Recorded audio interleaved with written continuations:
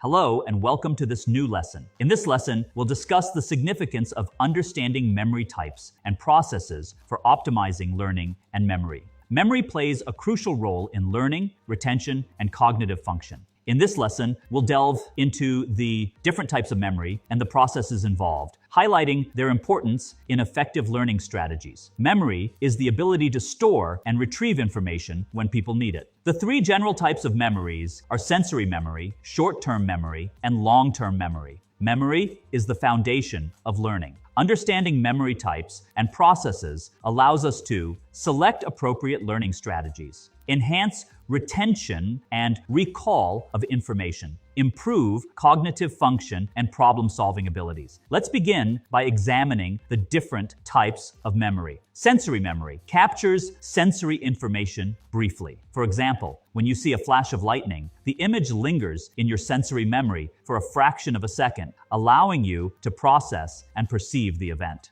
Short-term memory holds information temporarily for immediate use. Short-term memory is not as fleeting as sensory memory, but it's also not as permanent as long-term memory. Short-term memory is also known as primary or active memory. You can keep information in your short-term memory by rehearsing the information. For example, if you need to recall a string of numbers, you might keep repeating them to yourself until you input them. However, if you are asked to recall those numbers about 10 minutes after inputting them, you'd most likely be unable to. Long-term memory stores knowledge and experiences for long periods. Long-term memory enables you to remember significant events from your past, such as your childhood experiences or learning to ride a bike. There's no limit to how much our long-term memory can hold and for how long. We can further split long-term memory into two main categories: explicit and implicit long-term memory. Explicit long-term memories are memories we consciously and deliberately take time to form and recall. Explicit memory holds information such as your best friend's birthday or your phone number.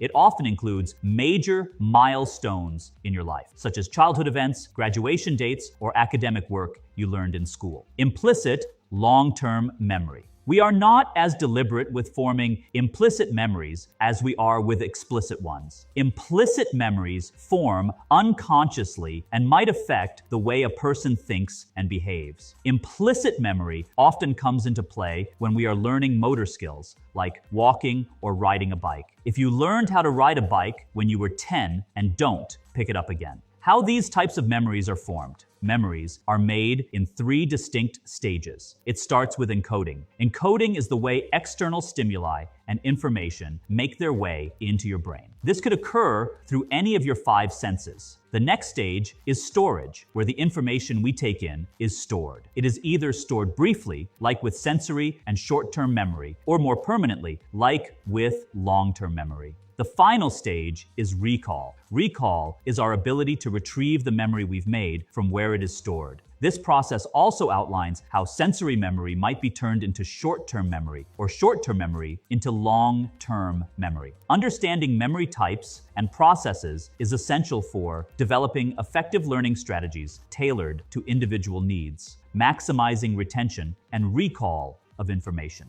facilitating deeper understanding and application of knowledge. In this lesson, we've emphasized the significance of understanding memory types and processes in learning and cognitive function. In the following lessons, we'll explore each type and process in detail to equip you with practical techniques for enhancing your learning and memory skills. This is it for this lesson. See you in the next one.